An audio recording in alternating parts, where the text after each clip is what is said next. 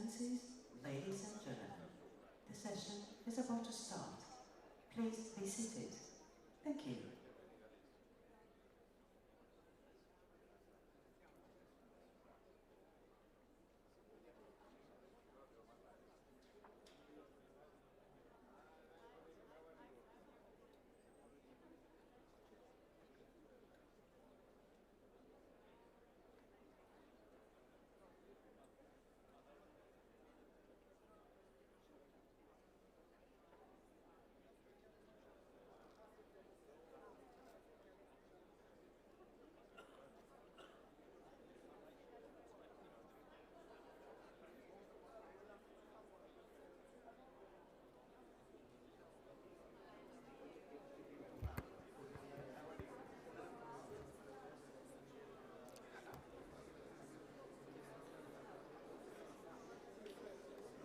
Excellencies, ladies and gentlemen, if you'd be kind enough to take your seats, the session is about to start.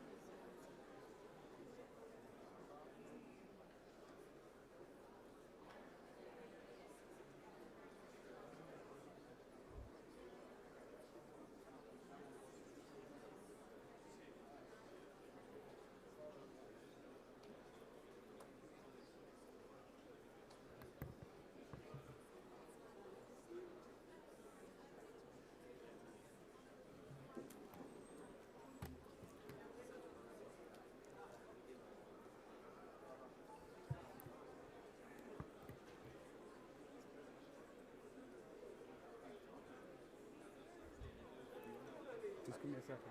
Yeah, you look at me and I give you the time down and the stuff. Okay, 5 seconds. Okay. Take the time. Yeah, for sure. But when you're ready, I'll give you the countdown. 5 seconds. Okay.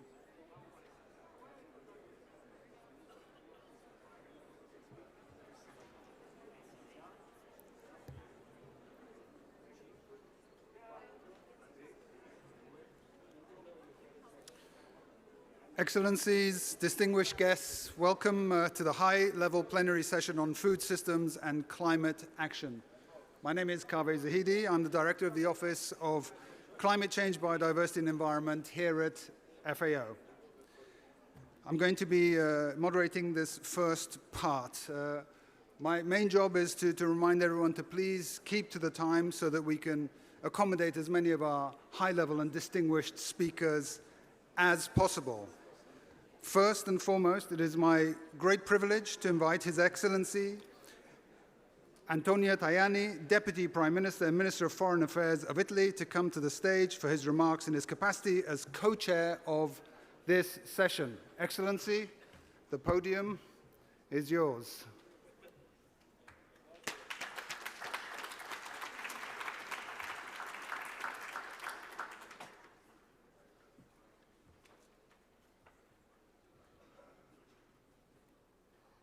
Thank you very much. I am very happy. We start this session with my colleagues, the Minister for Climate Change and Environment of the Emirates, Alimeni, the Minister for Environment of my country, Gilberto Pichetto Fratin. This session is very important because I think during the debate it's possible to put on the same table the security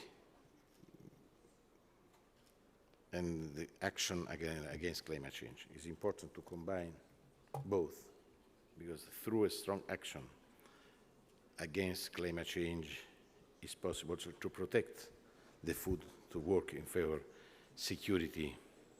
Food is very important. Your engagement, because your country will share the COP next year. It's very important. We are supporting your action. We need to work all together, using all the system.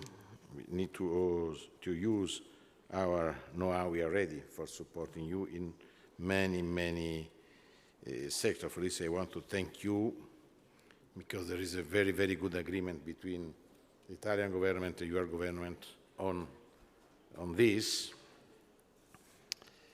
And for the Italian government, there are 4 priorities.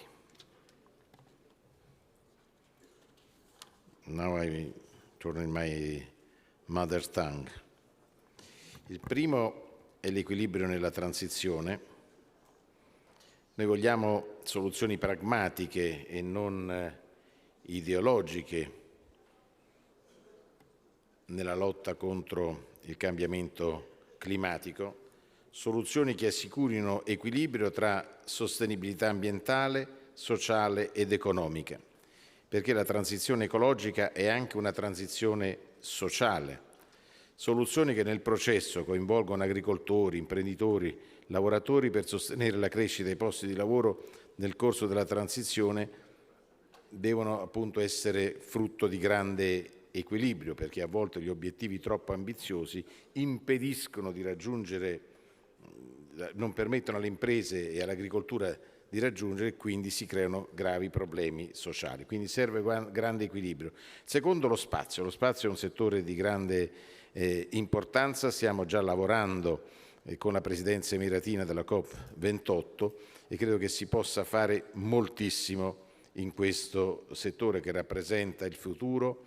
È un'industria non inquinante, grande industria, ma anche tante piccole e medie imprese, quindi lavoro, lotta al cambiamento climatico e anche una industria pulita. Il terzo punto sono le tecnologie. Noi dobbiamo impiegare tecnologie innovative per adattare l'agricoltura ai cambiamenti climatici e ottenere prodotti agricoli più sicuri, tracciabili e resistenti. Lo stiamo facendo a livello europeo e nazionale anche con l'adozione delle tecniche di evoluzione assistita, che consentono di rafforzare le produzioni in maniera naturale, quindi con un minor uso di fertilizzanti e di agenti chimici dannosi per la salute umana. Quarto punto, la meteorologia. Anche qui stiamo al lavoro con il governo degli Emirati Arabi per preparare COP. Abbiamo messo a disposizione degli Emirati Arabi, quindi del coordinamento di COP, il servizio meteorologico dell'aeronautica militare, che è una grande esperienza, e quindi lavorare attraverso il servizio meteo nella lotta contro il cambiamento climatico può rappresentare una opportunità. Naturalmente la sicurezza alimentare sarà anche al centro dell'agenda italiana durante la presidenza del G7. In tutti i forum internazionali vogliamo promuovere anche la dieta mediterranea, come ha raccontato il Presidente del Consiglio, che è parte della nostra identità, ma è anche una dieta molto naturale che garantisce sempre una vita abbastanza lunga. Quindi è un tipo di alimentazione che noi vogliamo promuovere, ricordava anche il suo intervento. Non dobbiamo cambiare le nostre abitudini alimentari perché qualche multinazionale ci vuol proporre cibi che non fanno parte della nostra tradizione e che il nostro DNA non ci permette poi di assimilare nel modo migliore. Da qui ci possono essere malattie. Quindi non è il vino o qualche sostanza della dieta mediterranea che fa male alla salute, ma è l'esatto contrario. Quindi anche da questo punto di vista noi dobbiamo impegnarci. Noi dobbiamo anche riscoprire le nostre antiche culture, la curiosità verso queste culture antiche, originarie, la capacità di recuperarle e adattarle alla dieta alimentare contemporanea che è insita nel nostro DNA. Quindi da questo punto di vista noi siamo pronti a collaborare. We are ready for supporting the Emirates presidency of the COP. We are ready for a strong cooperation with all the countries. We are ready for a strong cooperation with the United Nations because for us the security food is a priority.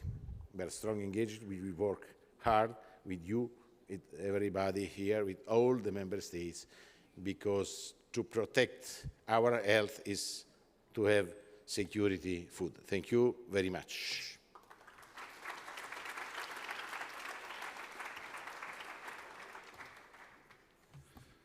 Thank you very much, Your Excellency Antonio Tajani, Deputy Prime Minister and Minister of Foreign Affairs of Italy, for the inspiring words and for the guidance on the importance of the balanced approach. It is now my special pleasure to invite Her Excellency Mariam Al-Maheri, Minister of Climate Change and Environment of the United Arab Emirates and co-chair of this session, to please come to the stage to deliver her opening remarks. Madam, the stage is yours.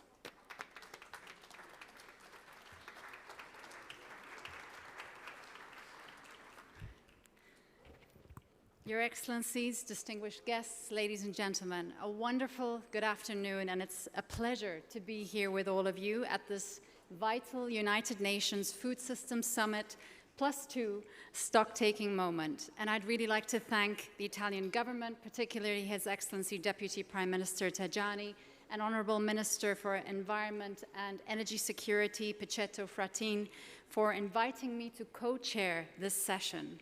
I'd also like to thank the UN Secretary General, Antonio Guterres, and Dr. Chu Dong-hyu, Director General of FAO, and the UN Food Systems Coordination Hub for organizing the UN Food Systems stock-taking moment.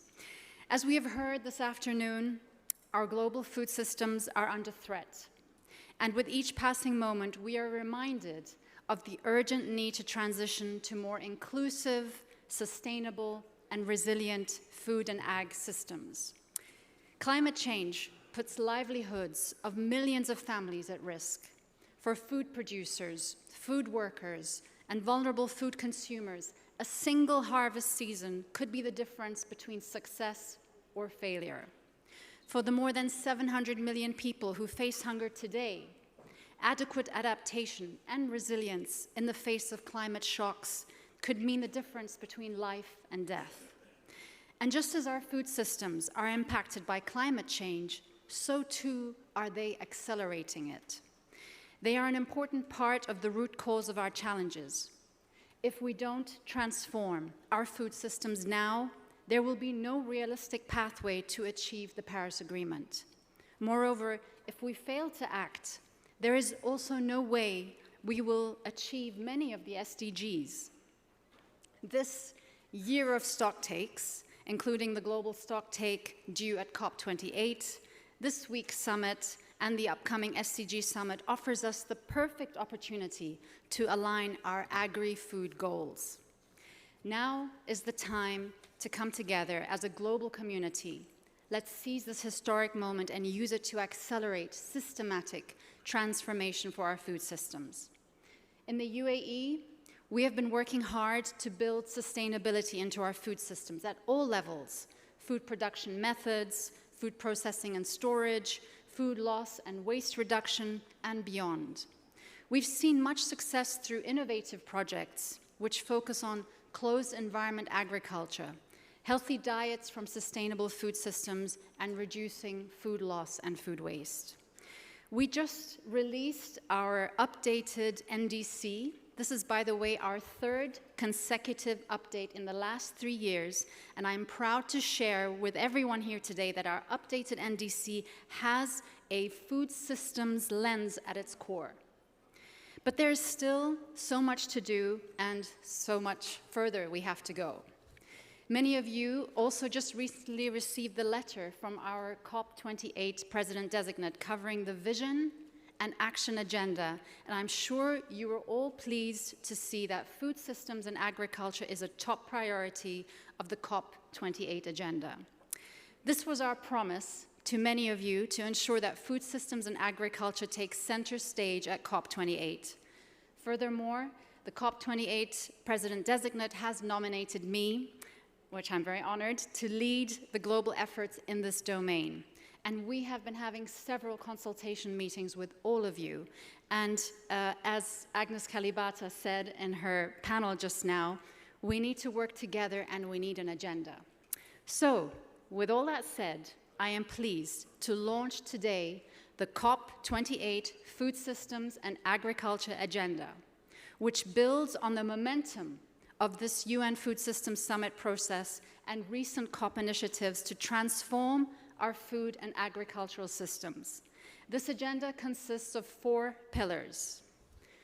Pillar number 1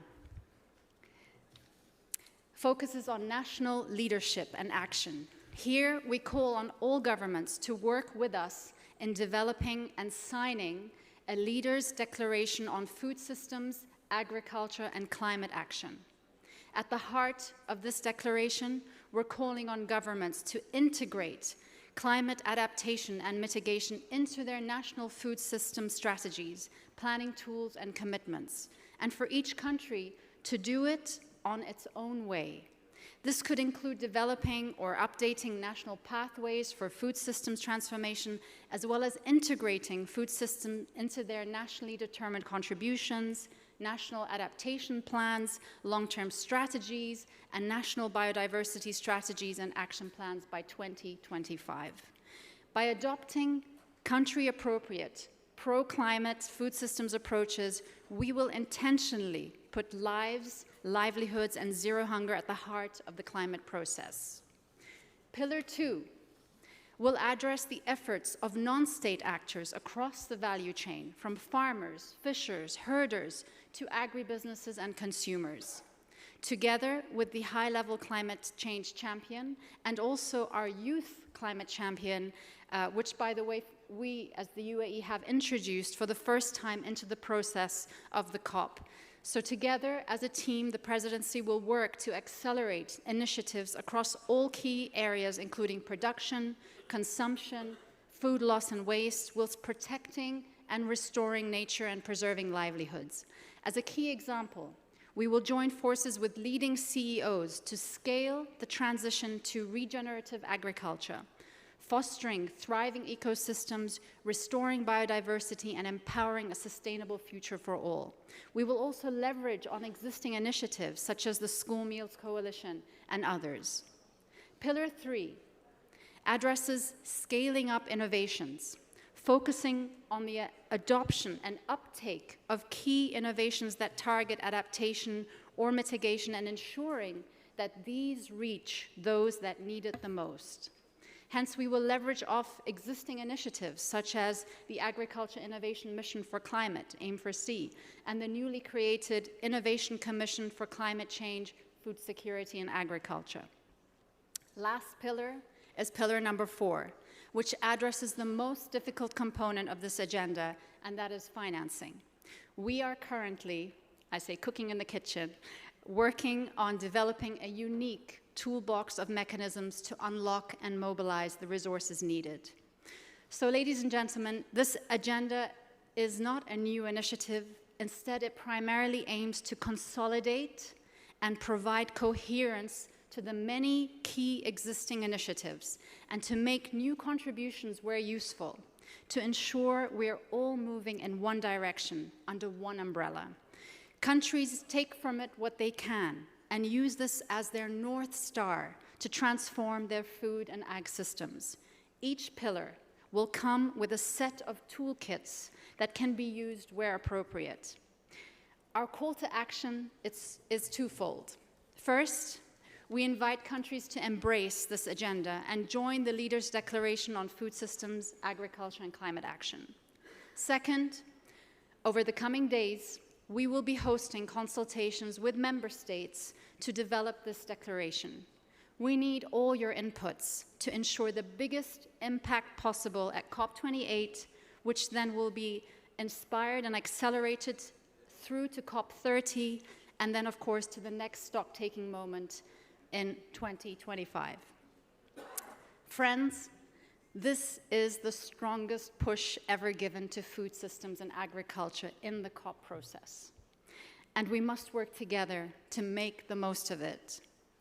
The UAE government and the COP28 presidency are committed to championing this agenda over the next 4 months. Working together, I truly believe we stand a chance of having a historic moment for the food and ag at COP28. I'm excited, and I look forward to working with all of you on this journey. Thank you.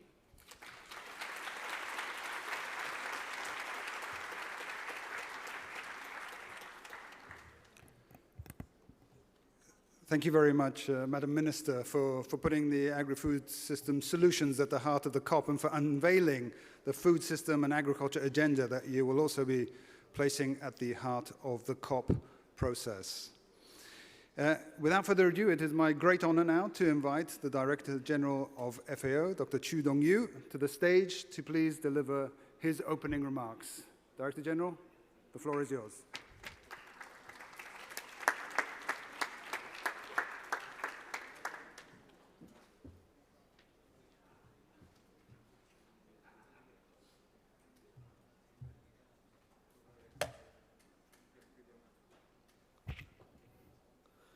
Excellencies, ladies and gentlemen, and dear colleagues, the Food System Stocktake Moment +2 meetings, this session on the climate change take place at the time of cascading crisis, with hunger and climate crisis prominent among them. As a result, our chances of achieving SDG 2 zero hunger and SDG 13 climate action and many other SDGs are fading fast. These two goals are interlinked. Agri-food system and the communities that produce our food include farmers, fishers, forestry-dependent people, and pastoralists are hit the most as the impact of climate crisis intensify. The FAO State of Food Security and Nutrition in the World 2023 report informs that 735 million people faced hunger last year. The climate crisis was a key driver of this food insecurity. At the same time, agri-food system produced a third of global greenhouse gas emission. Further intensify the climate impact.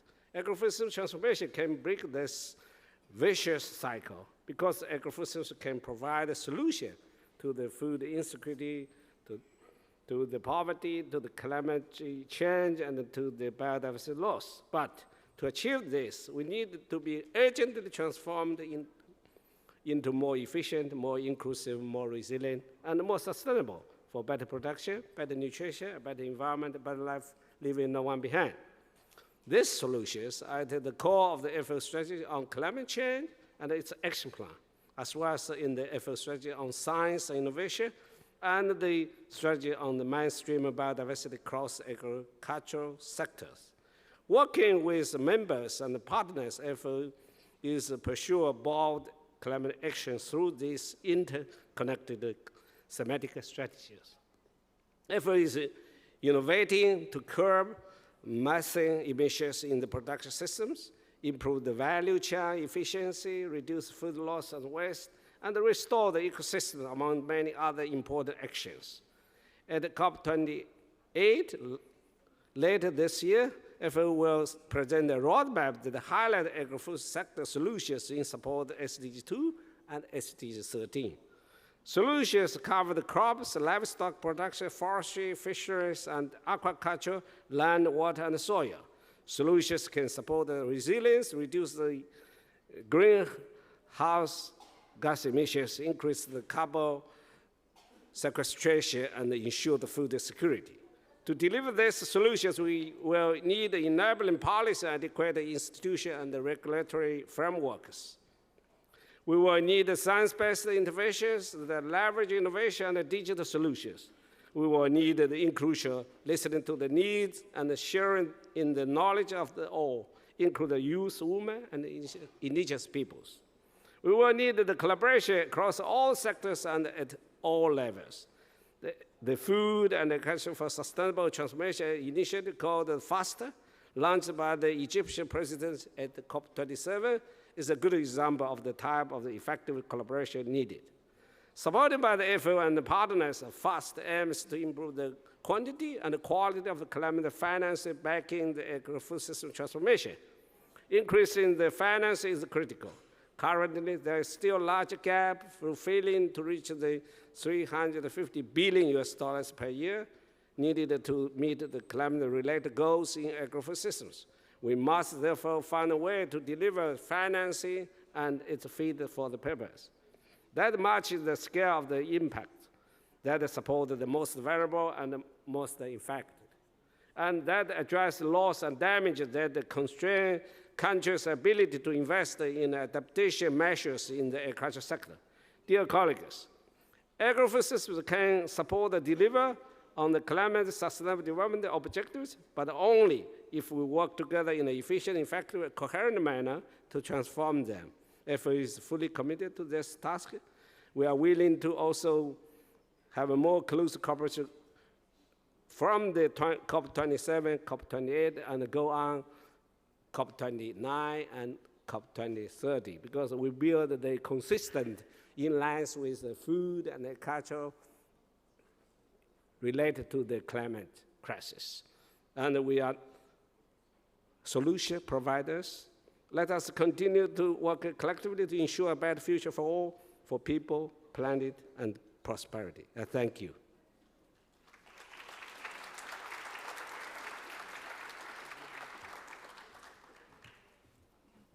Thank you very much, Director General, for your intervention and for your clear call to action, including on operationalizing the 4 betters and the FAO Climate Strategy and Action Plan. Excellencies, ladies and gentlemen, that brings us to the close of the opening piece. We will now pivot to the leaders segment, and I'm going to hand over to my colleague, David Laborde, Director of the Agri-Food Economics Division, for the next piece. Thank you, Kaveh. Distinguished guests, I am pleased to continue the moderation of this high-level session. It is a small change compared to the initial agenda, but in a changing world, adaptation is key. We start now the leaders segment, where we will hear the intervention of heads of states and government. I just want to remember that we are going to have intervention limited to 5 minutes. We are here to listen to each other. We are here to learn from each other, because in no time we need collaboration and mutual understanding and collective wisdom to address the challenges. I would like to invite His Excellency Mohamed Ould Cheikh El Ghazouani to join the podium. It is the President of Mauritania. Please come for your intervention.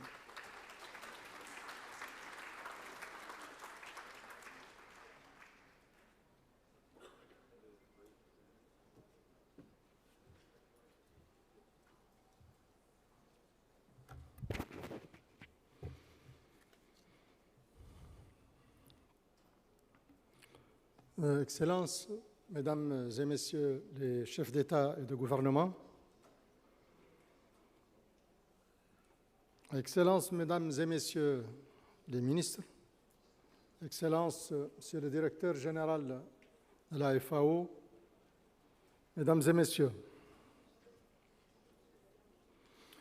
je tiens tout d'abord à remercier Son Excellence Madame Giorgia Meloni, Présidente du Conseil des ministres d'Italie, ainsi que Son Excellence Monsieur Antonio Guterres, Secrétaire général des Nations Unies, pour avoir pris l'initiative d'organiser le présent sommet qui s'inscrit dans la dynamique de celui de 2021 sur les systèmes alimentaires.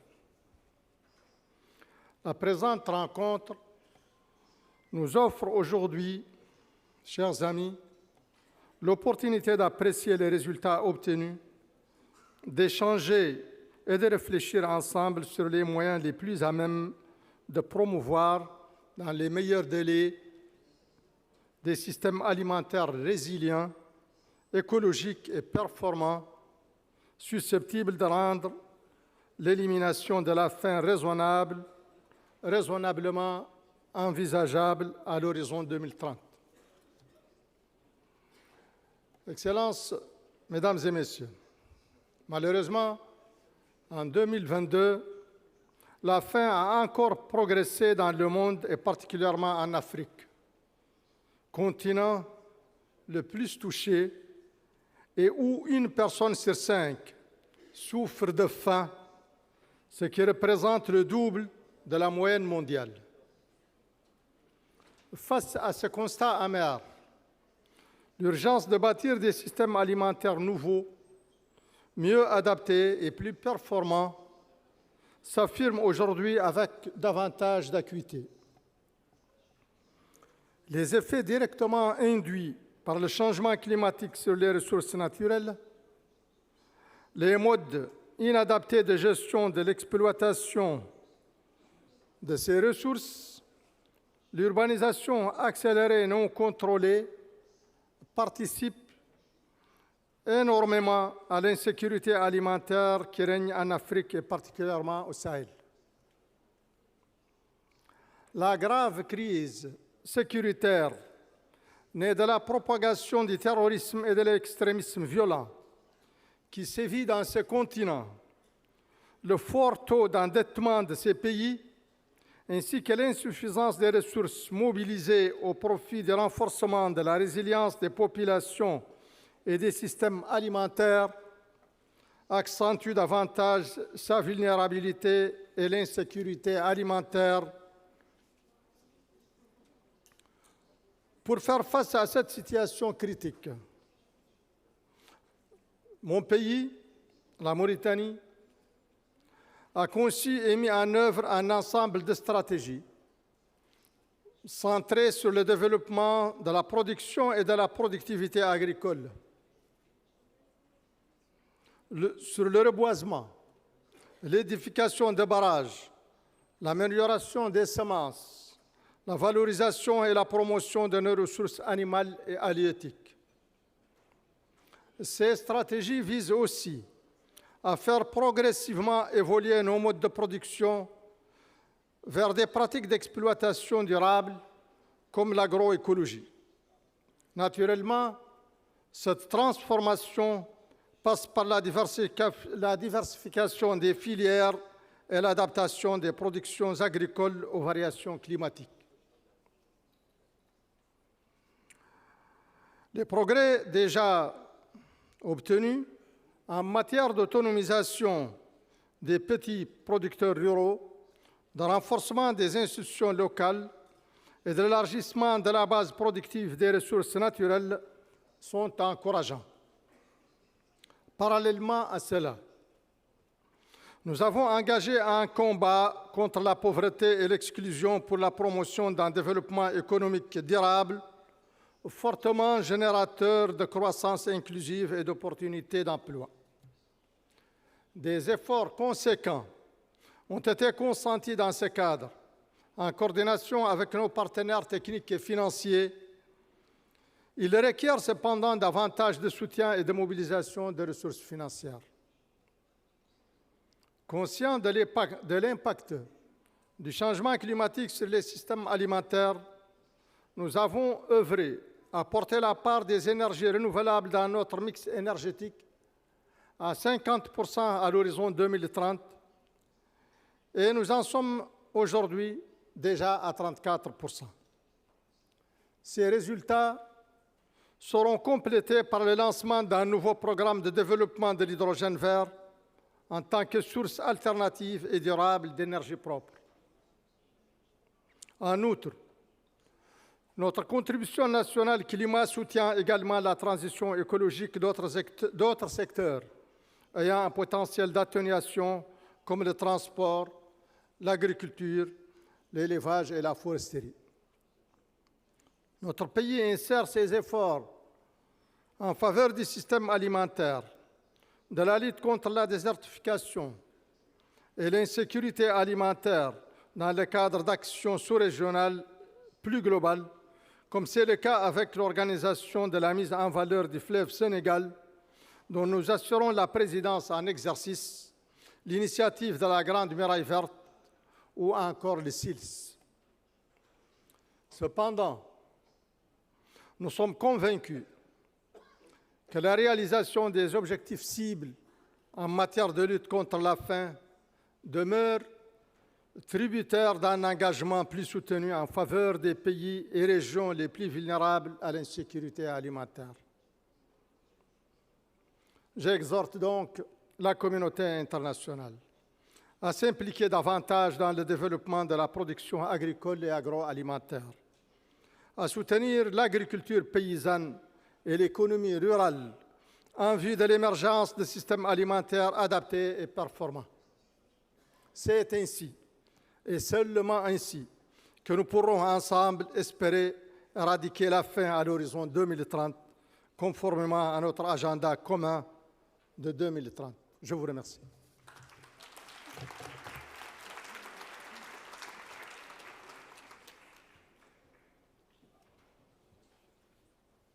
Merci, Votre Excellence. Je vous invite maintenant à nous rejoindre sur le podium Son Excellence Kais Saïed, président de la Tunisie.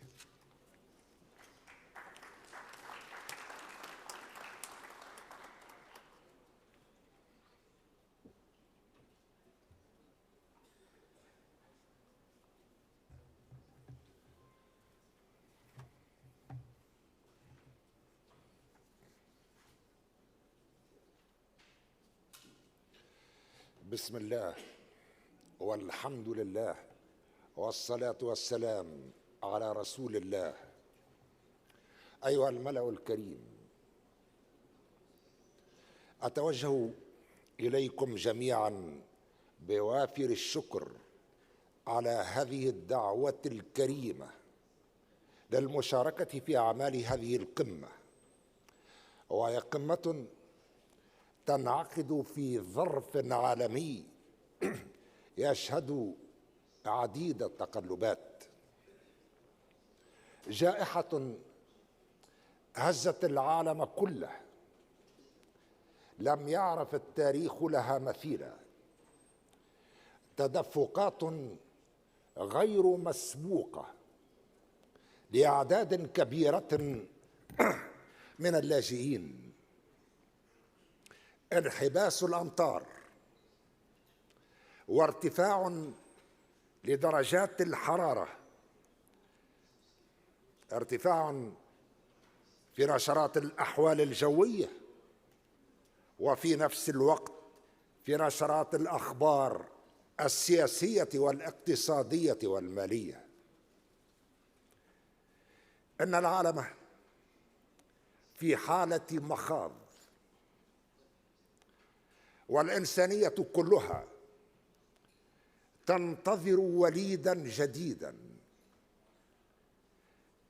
لا تريده وليدا ميتا ولا وليدا مشوها، بل تريده وليدا مقبلا على الحياة في ظل والدين يتقاسمان كل شيء، حتى وإن كان أحدهما من الشمال والآخر من الجنوب. سأعود في هذا الوقت في القرن الثالث، القرن ال11 في سنة 23 و2000 إلى التاريخ القديم وإلى النبي يوسف عليه السلام.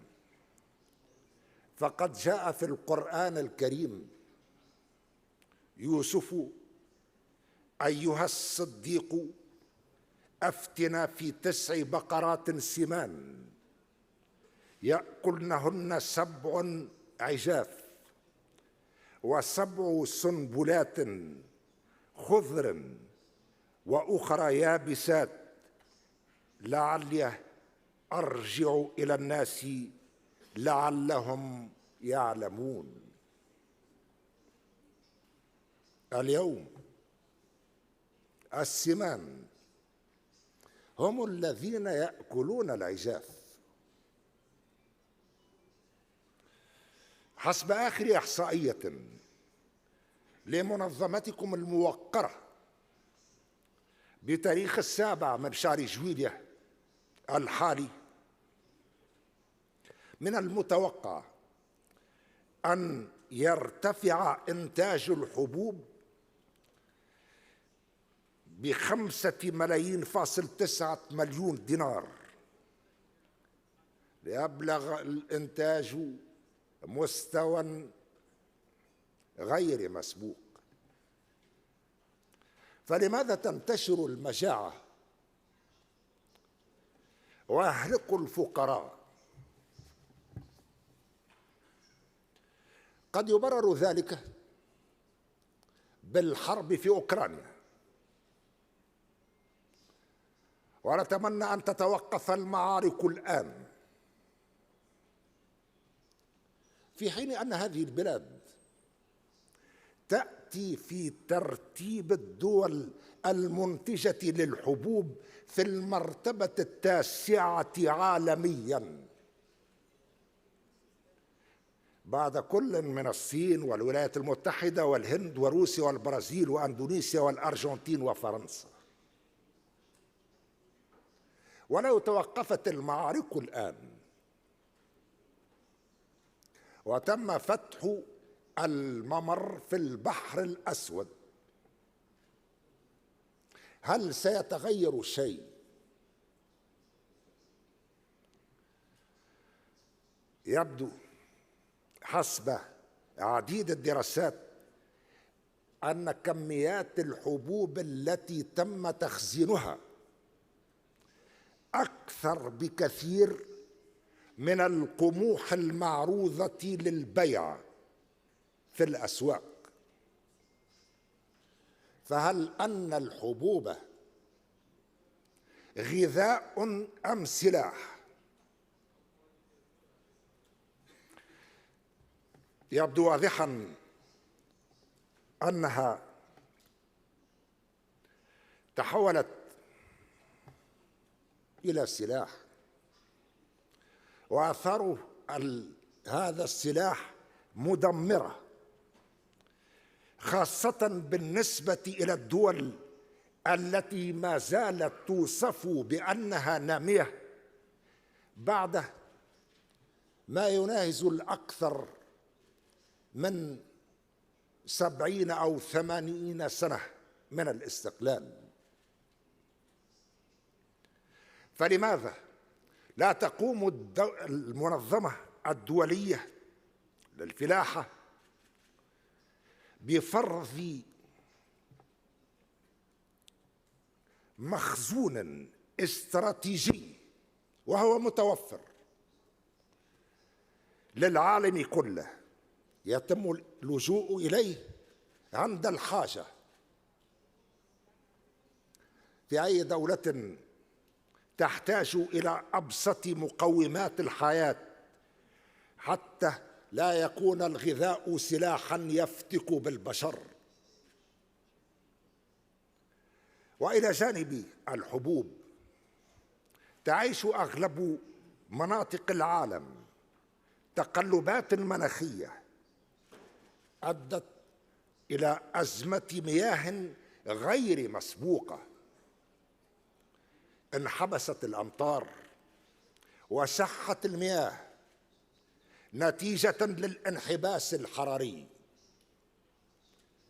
لم تتسبب الشعوب الفقيرة في هذا الانحباس، تنبعث الغازات السامة وتصل بلداننا، ونحن مرة أخرى من ضحايا هذه الغازات السامة ولم نكن من أسبابها. وأكثر من ذلك، عديدة هي المؤسسات الصناعية في عديد الدول النامية، وكان شعوب هذه الدول من جنس آخر من غير جنس البشر، انتشرت فيها أعراض الأمراض الفتاكة التي لوثت الماء ولوثت الهواء. فهل كتب علينا أن نشرب ماء أجاجا ولم يعد لنا الحق حتى في استنشاق هواء نقي، أو نطفئ عطشنا بماء زلال؟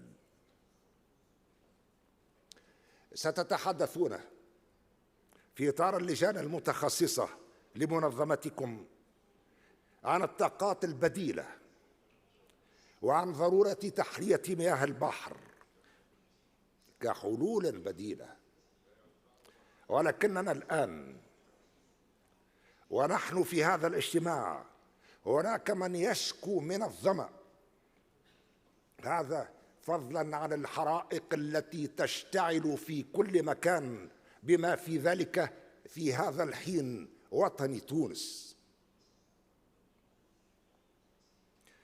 لقد طالت السنوات العجاف، وقد طالت حياة السنبلات اليابسات. نحن في أمس الحاجة اليوم إلى فكر جديد وتصورات جديدة في انتظار عصر جديد. ثم يأتي بعد ذلك كما قال الله تعالى في سورة يوسف: ثم يأتي من بعد ذلك عام فيه يغاث الناس وفيه يعصرون. صدق الله العظيم، والسلام عليكم ورحمة الله وبركاته.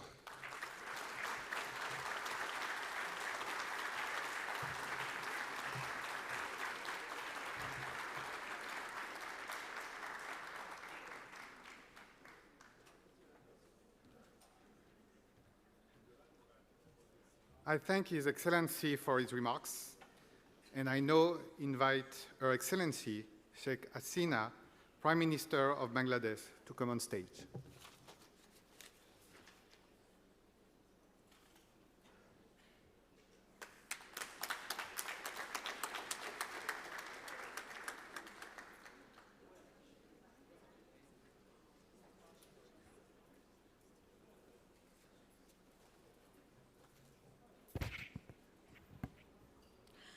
Bismillahirrahmanirrahim. The Chair, Excellencies, distinguished participants, ladies and gentlemen, Assalamu alaikum and good afternoon to you all. I appreciate this opportunity to join you all for this plenary session. The climate crisis requires us to work on a sustainable and transformed food system. We must identify what needs to be done without further delay. Food security is now related to climate justice. We witness increased temperature, prolonged droughts, massive floods, and variable rainfalls in different parts of the world. In Bangladesh, our coastal lands are experiencing sea level rise and salinity intrusion with adverse effects on rice production. We also see decline in arable land every year due to river erosion, urbanization, industrial growth, and other factors.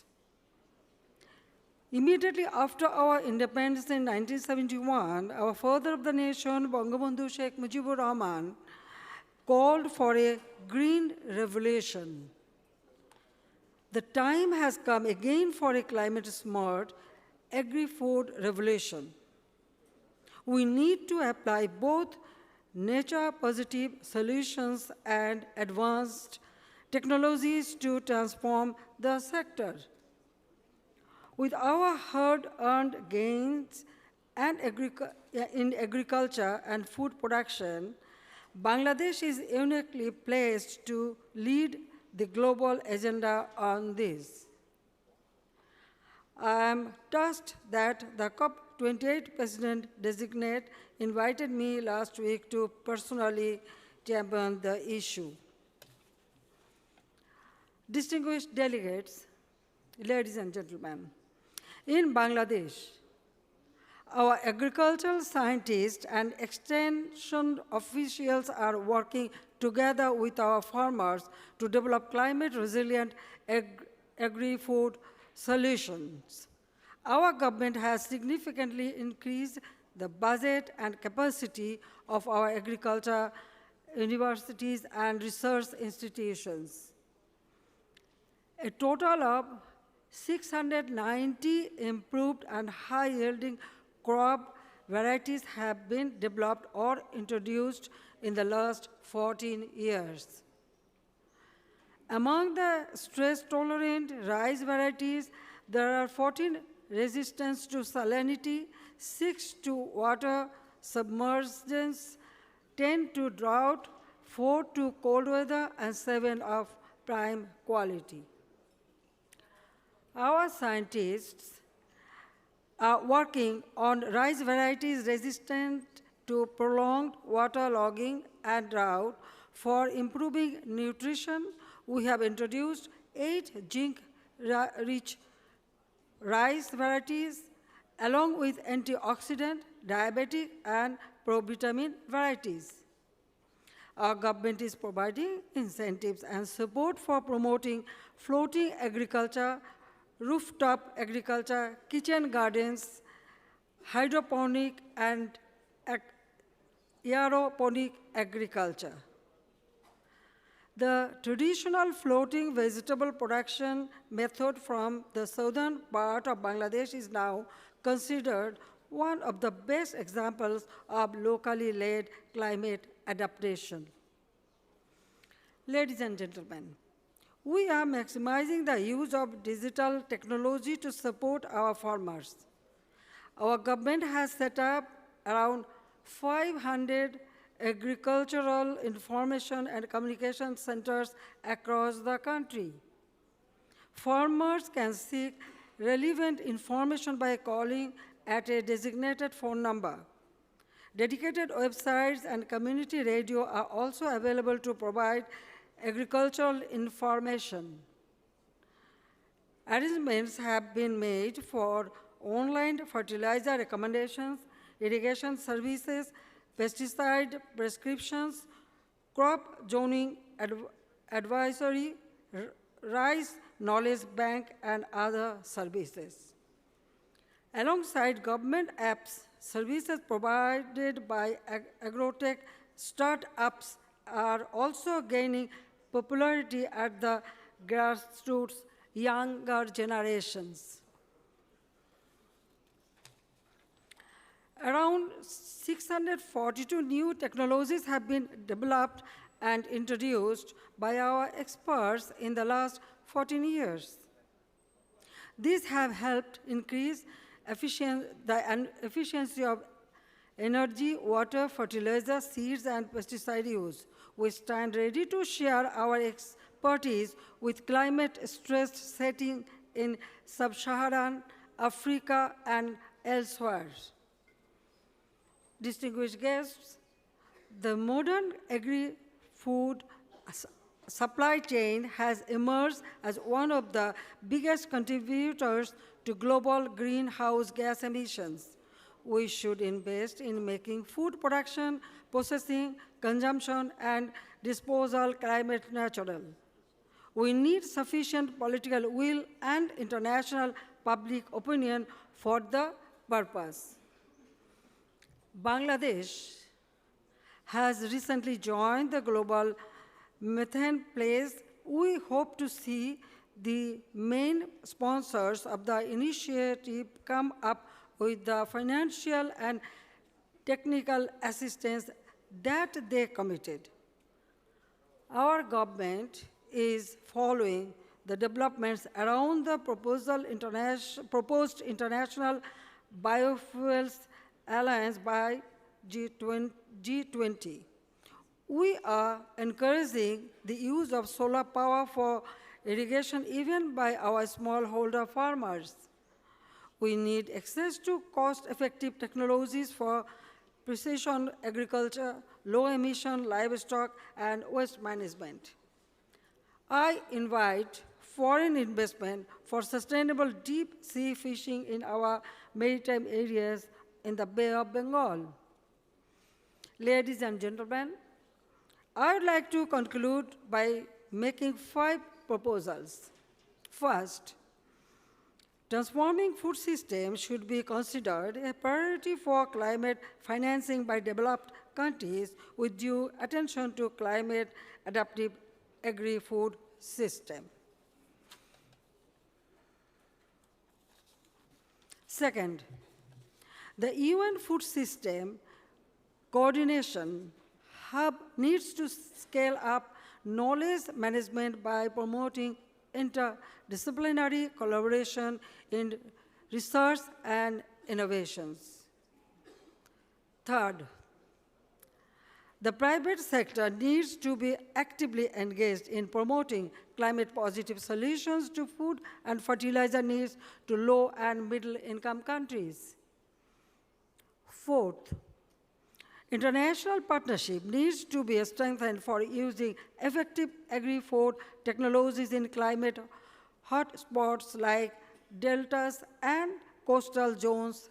And fifth, we need to activate the Coalition for Climate Resilient Food Systems that Bangladesh agreed to co-lead during the UN Food Systems Summit in 2021. I thank you all. Thank you.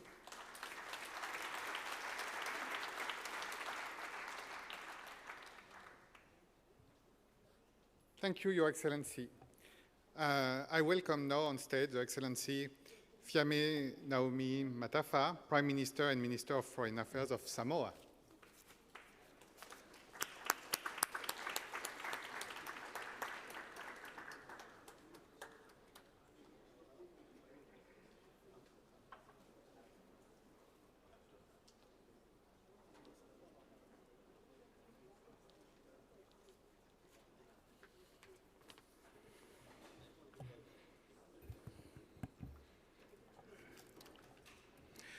Your Excellencies, ladies and gentlemen, small islands developing states are on the front line of climate crisis. Its impacts bear down on our shores with little reprieve, rising and warming seas, changes in precipitation and temperature rates unseen and never felt before. Excuse me. More intense extreme weather events, and more predictions are for greater intensity and a shrinking window of opportunity to act. In agriculture, our crops, livestock, and fisheries remain the backbone of many SIDS economies and are one of the most vulnerable sectors to climate change. Climate extremes have played a central role in pushing 122 million more people across the globe into hunger since 2019 by undermining agriculture yields across the world. The complexity of the food challenges in SIDS is well known. Little arable land, climate change impacting the smaller holders of agricultural farms, and a growing preference for imported foods, thereby compounding NCDs and obesity rates. Food safety is also a growing concern, with fish and seafood, foodborne and waterborne diseases expected to amplify with climate change impacts and as flooding and cyclones becoming more intense. Food security in SIDS, therefore, necessitates a multi-layered and interconnected approach. Food systems are also the major drivers of global forest and biodiversity loss, land and soil degradation, water pollution, the greenhouse gas emissions. Pressure is also building on food production, processing, transportation, consumption, and waste as the world's population nears 8 billion people and continues to grow quickly. To meet this ever-increasing demand, reduce related stresses, and ensure a safe and healthy planet for future generations, the global food system must be transformed, and I know on this we all agree. To respond appropriately, SIDS will need to employ both policy-based and technological methods across agri-food systems to build resilience to the impacts of climate change. Some of these actions include transforming the agriculture sector to boost local production, enhancing viability of small industries, and promoting the consumption and availability of local traditional foods using sustainable and nature-positive practices, improving evidence-based knowledge and understanding of food systems and their components, such as climate-sensitive farming, as well as implementing climate risk monitoring and early warning systems. Strengthening extension services for improved knowledge and collaboration amongst farmers, fishers, and other key players of the food industry. Women and youth have an integral role overall. To transform, to improve, to strengthen, these are our urgent mandates. These require the employment of measures that are integrative and holistic, re-emphasizing the food, water, and climate nexus.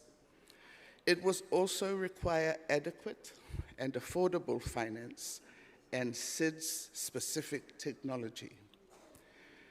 SIDS hold little sway in global transport and food staple costs. We did not bring climate change impacts to our shores, and we are not the major offenders of unsustainable extraction, but we bear the burden of all of these. In my country, Samoa, we have planned our own Food Systems Pathway 2030, which seeks to strengthen the enabling environment and to build climate-resilient practices and resources for agriculture development, including the adoption of social protection measures in response to the impact of shocks, including climate change shocks in food supply and consumption. But there is still work to be done on food processing, value chain, and value adding. For SIDS to transform its agri-food system and build resilience and adapt to the impacts of climate change, partnership and joint efforts are needed at the national, regional, and global level. There is much room to learn from each other, as there is to instill the support needed in vulnerable countries. As we approach next year's 4th International Conference on SIDS, we will continue to advocate for the finance and technology we need to offer our citizens healthy lives in livable territories. We will continue to seek out credible and integrated approaches to safeguard our food security. We will always seek better because we deserve better. Thank you.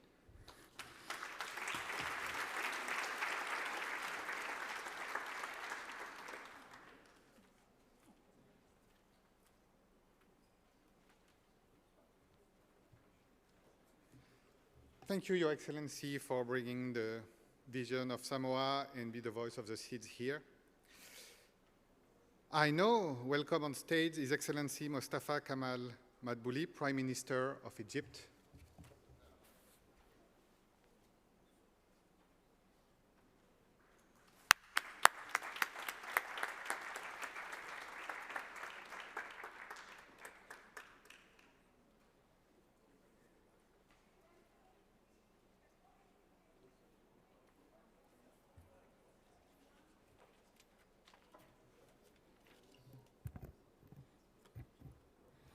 بسم الله الرحمن الرحيم. السيد مدير عام منظمة الأغذية والزراعة الفاو، أصحاب السعادة السيدات والسادة، الحضور الكريم، إنه لمن دواعي سروري أن أشارك في هذه الجلسة تحت مظلة قمة لحظة التقييم لنتائج قمة نظم الغذاء، والذي تعد فرصة ثمينة للوقوف على التقدم المحرز في عملية تحويل النظم الغذائية في بلداننا منذ انعقاد القمة الفارقة للأمم المتحدة لنظم الغذاء عام 2021.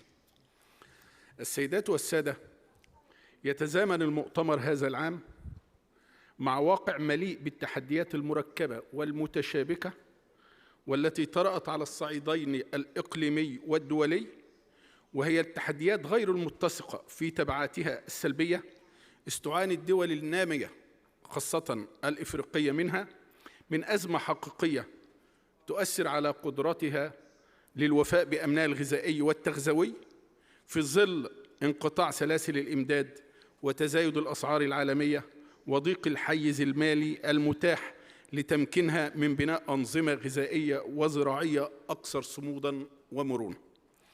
الأمر الذي يلقي على عاتقنا جميعا المزيد من المسؤولية للتعامل مع نقص الغذاء وسوء التغذية بالتوازي مع تحقيق أهداف التنمية المستدامة مع إيلاء الأولوية للدول النامية والاقتصاديات الناشئة. وقد أكدت التقارير العلمية المختلفة خاصة التقرير الأخير للجنة الحكومية لتغير المناخ على هشاشة نظم الغذاء وقطاع الزراعة وتأثره سلباً بالتغيرات المناخية، سواء على مستوى الإنتاج الزراعي والأنشطة المرتبطة به أو على مستوى الموارد المائية. لذا حرصت الدولة المصرية في مؤتمر الأطراف كوب 27 على إعادة تفعيل برنامج عمل شرم الشيخ للزراعة وإنشاء شراكة بين رئاسة مؤتمر كوب 27 ومجموعة رائد المناخ لإطلاق أجندة شرم الشيخ للتكيف مع تغير المناخ، والتي تتضمن عدد من مؤشرات ومحددات التنفيذ لتعزيز التعاون وحشد التمويل لدعم قطاع الزراعة والتعاون في مجال إدارة الموارد المائية. فضلاً عن ذلك، ومنذ قمة عام 2021 لنظم الغذاء، قامت الحكومة المصرية بتدشين حوار وطني لبحث أهم التحديات الخاصة بقضايا الغذاء والتغذية وسبل التعامل معها بشكل مؤسسي وشامل.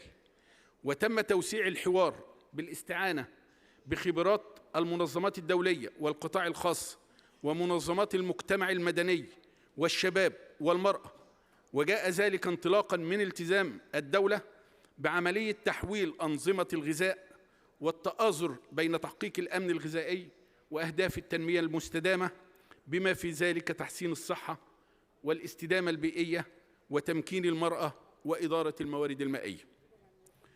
وتجدر الإشارة إلى أن تحقيق وترابط الأمن الغذائي والمائي يشكل تحدياً شديد الخصوصية للدولة المصرية التي تسعى لتوفير الأمن الغذائي لشعب يتجاوز 105 مليون نسمة يعيش في ندرة مائية فريدة.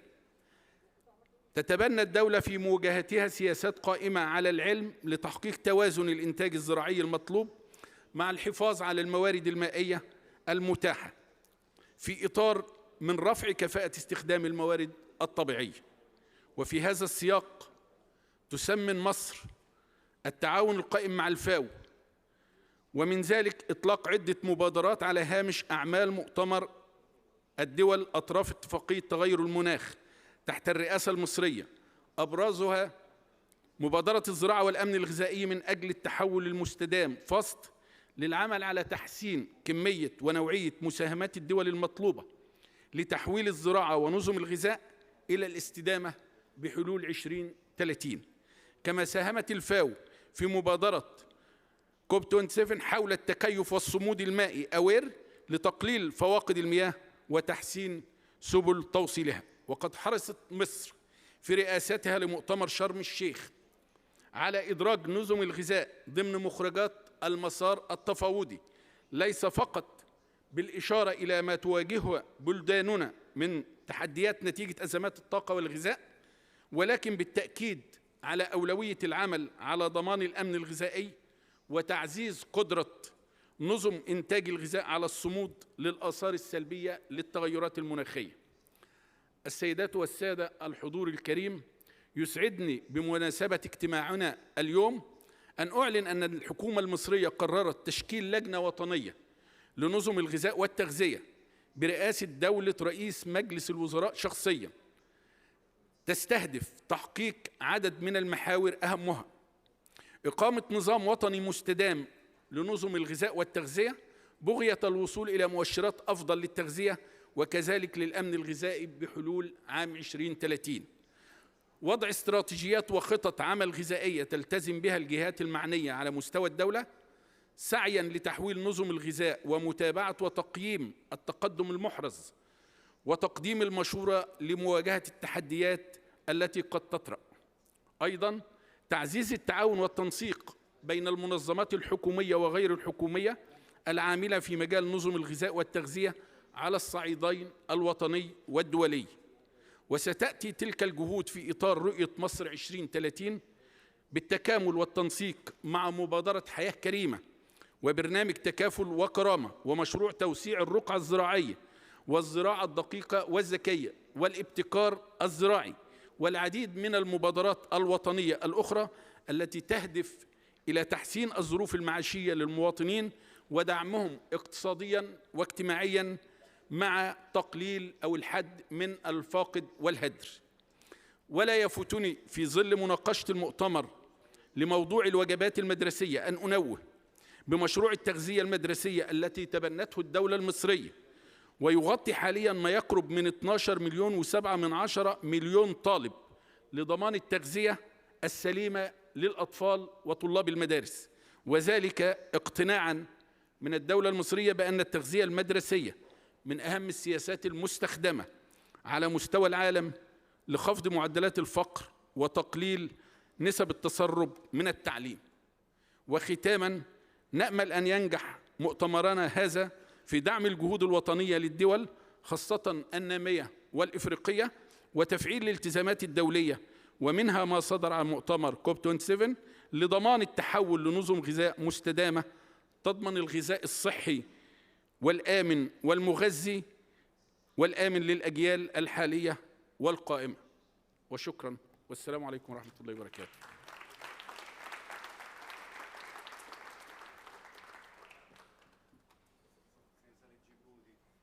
Thank you, Your Excellency.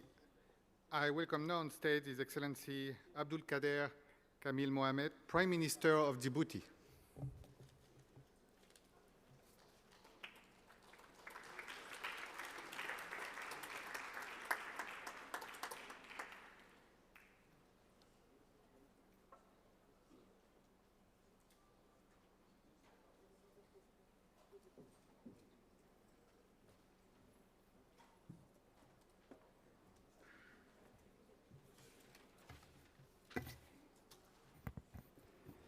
Bismillah ar-Rahman ar-Rahim.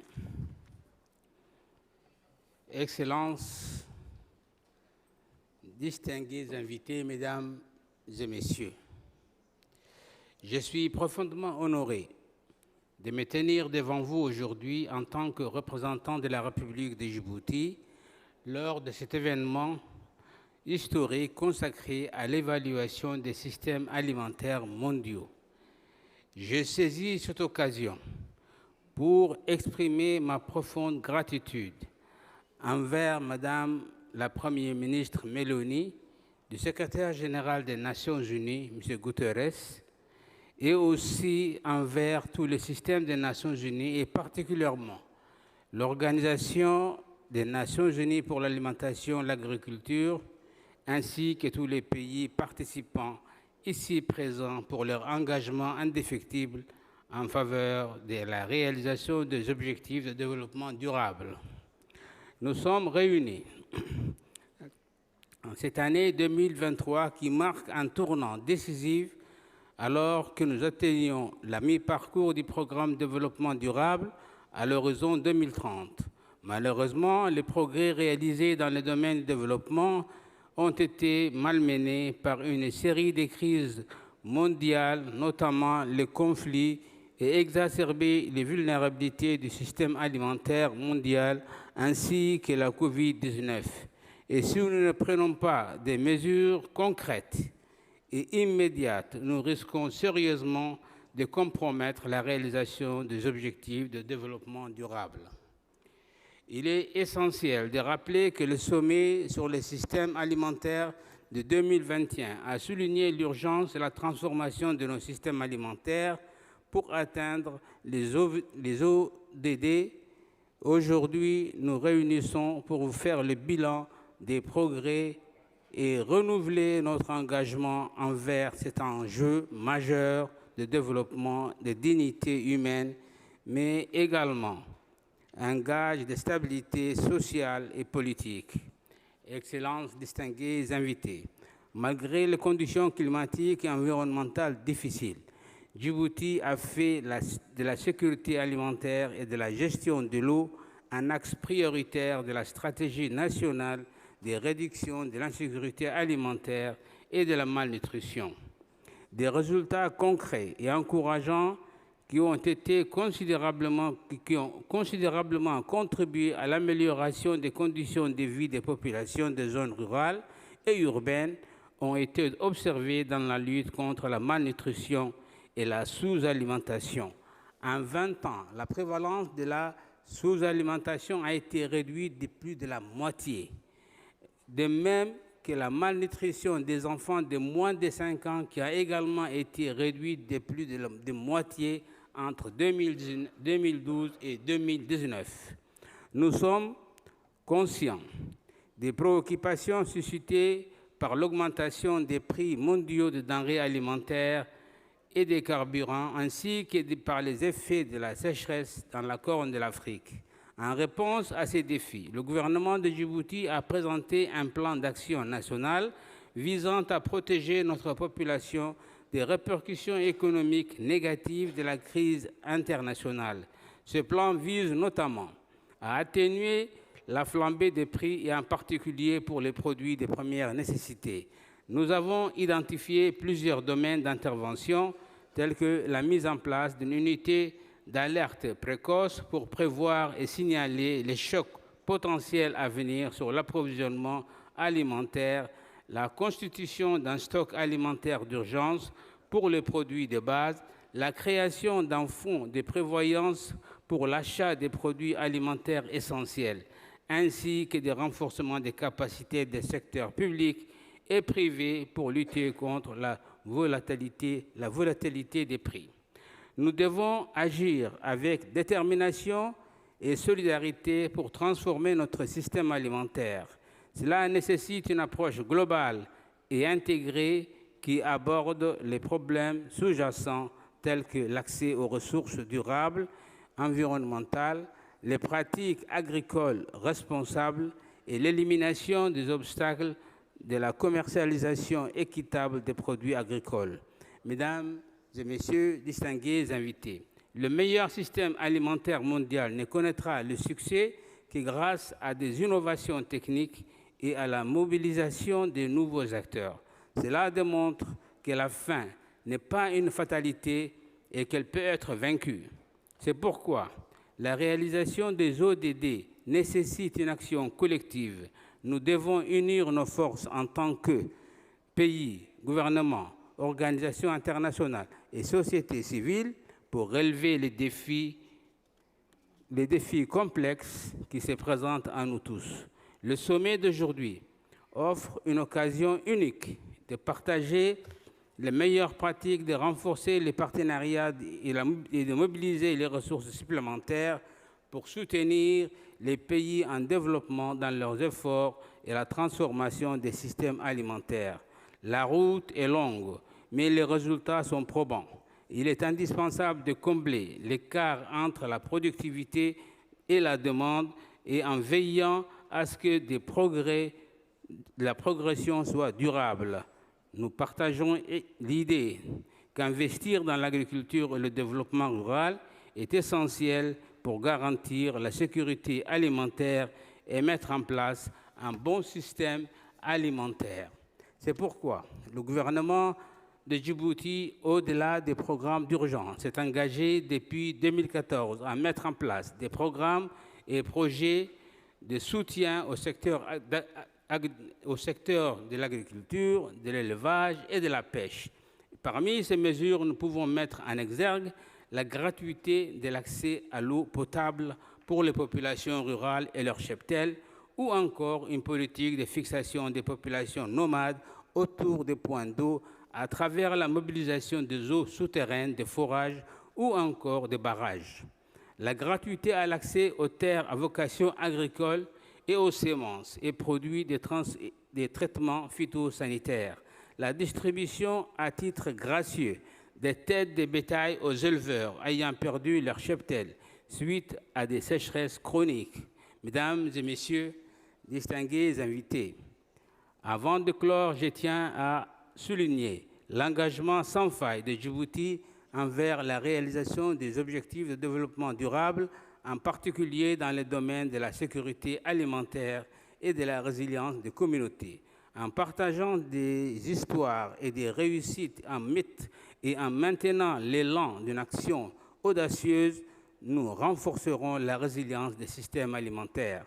En travaillant ensemble, en partageant nos meilleures pratiques et en mobilisant les ressources nécessaires, nous pouvons créer des systèmes alimentaires durables, résilients et inclusifs qui garantissent la sécurité alimentaire pour tous. Djibouti est prêt pour jouer son rôle et à contribuer activement à cet effort mondial. Je suis convaincu que ce sommet nous permettra de renforcer nos partenariats et d'échanger des idées novatrices et de mobiliser les ressources nécessaires pour réaliser pleinement notre potentiel. Suite à cette note optimiste, je souhaite à tous et à toutes une excellente assise. Je vous remercie.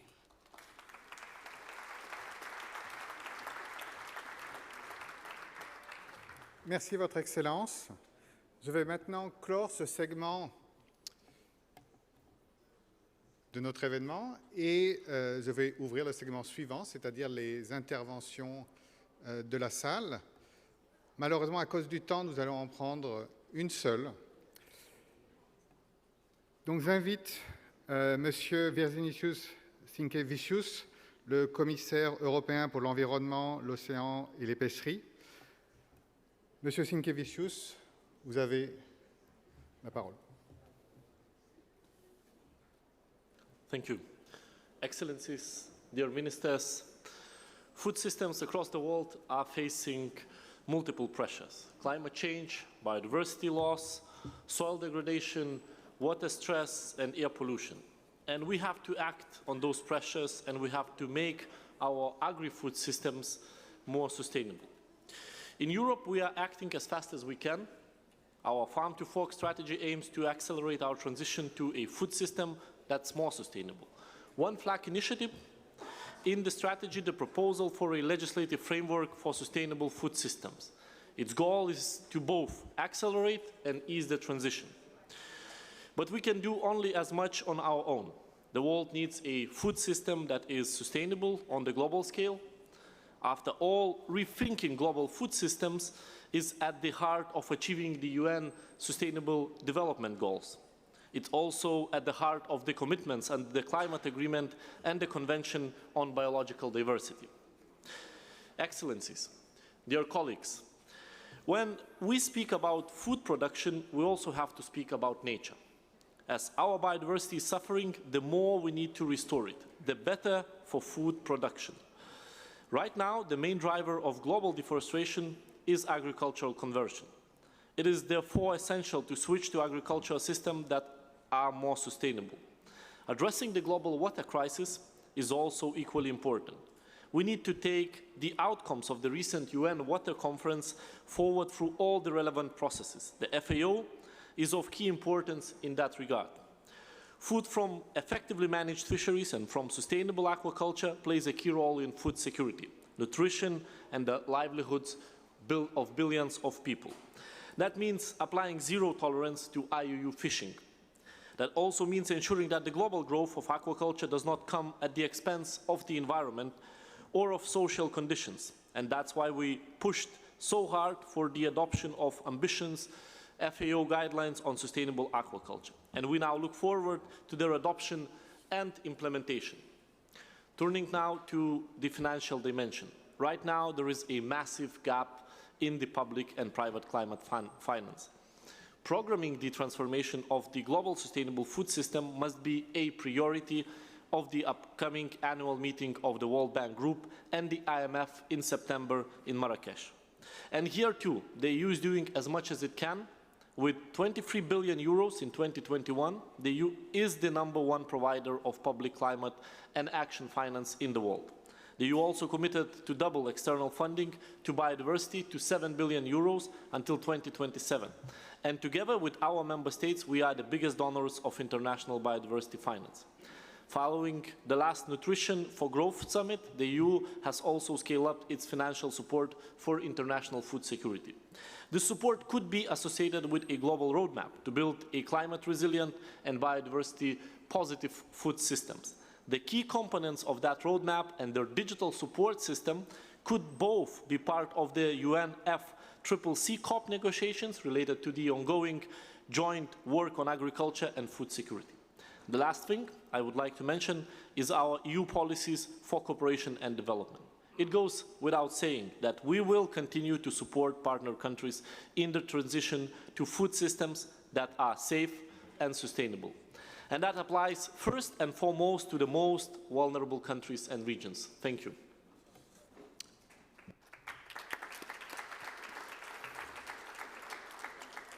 Thank you. Unfortunately, due to the time constraint, that will be the last intervention. So now I invite Mr. Gilberto Pichetto Fratin on stage to deliver the closing remark on this high-level session.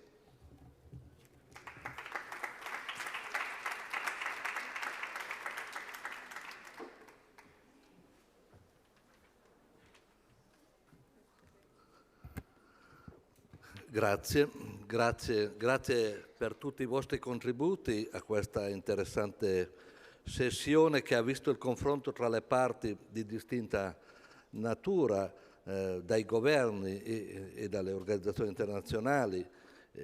Lo scambio di esperienze e buone pratiche è fondamentale per rendere i nostri sistemi alimentari più sostenibili e resilienti ai cambiamenti climatici e in grado di rispondere alle sfide che ci riserva il futuro.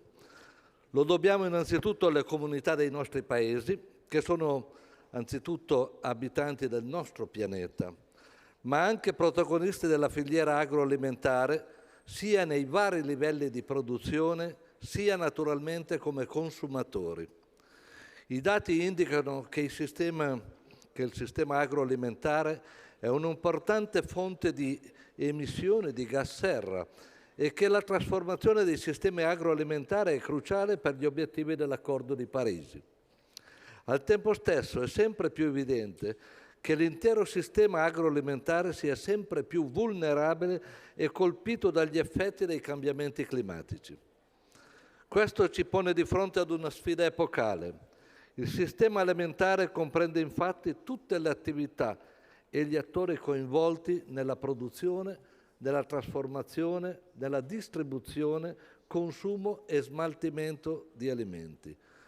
Ha un ruolo centrale per il raggiungimento della sicurezza alimentare e per la coerente trasformazione dell'intero contesto rurale. È fonte diretta di nutrimento, rappresenta la principale fonte di reddito per le popolazioni rurali. In molti paesi, tra cui l'Italia, corrisponde ad una porzione significativa del prodotto interno lordo e infine svolge un ruolo importante per la coesione sociale e per la valorizzazione dei territori. La nostra azione a livello sia nazionale sia collettivo deve essere immediata e coerente. Serve un approccio strategico ed integrato che metta al centro delle nostre politiche il nesso tra clima, sicurezza alimentare e sostenibilità dei sistemi alimentari. Queste sono le sfide, ma come è emerso nella discussione di oggi, guardiamo anche alle opportunità. Vi sono spazi di confronto e collaborazione che vanno colti. Servono scelte forti e innovative che rilanciano ed uniscano la diplomazia climatica e la diplomazia alimentare. Servirà investire molte più risorse, sia pubbliche che private, per migliorare la sostenibilità climatica e ambientale e per rafforzare la capacità di trasformazione del settore agroalimentare.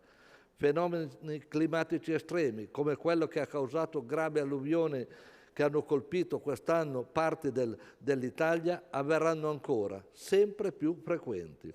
Con l'aumento dell'impatto del cambiamento climatico è sempre più urgente esplorare soluzioni innovative e tecnologiche che supportino la filiera agricola sia nella produzione che nei consumi, verso scelte che abbiano un impatto positivo sull'ambiente.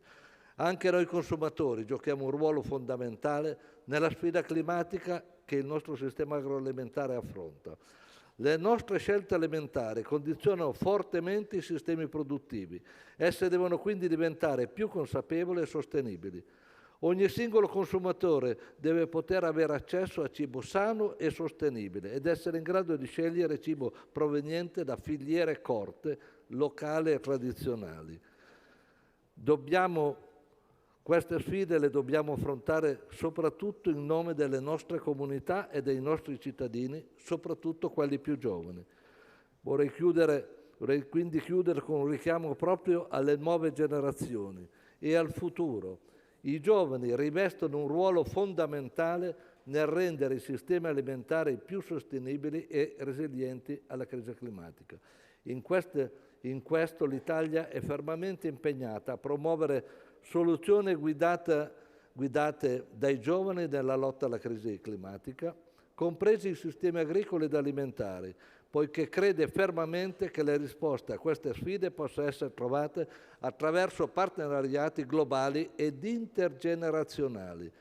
In questa direzione si colloca anche l'evento dell'iniziativa U4Climate che avremo l'onore di ospitare nel mese di ottobre a Roma, in questa città, e rappresenta un'importante opportunità per i giovani, per le istituzioni e per il settore privato di collaborare insieme verso un futuro più sostenibile. Grazie.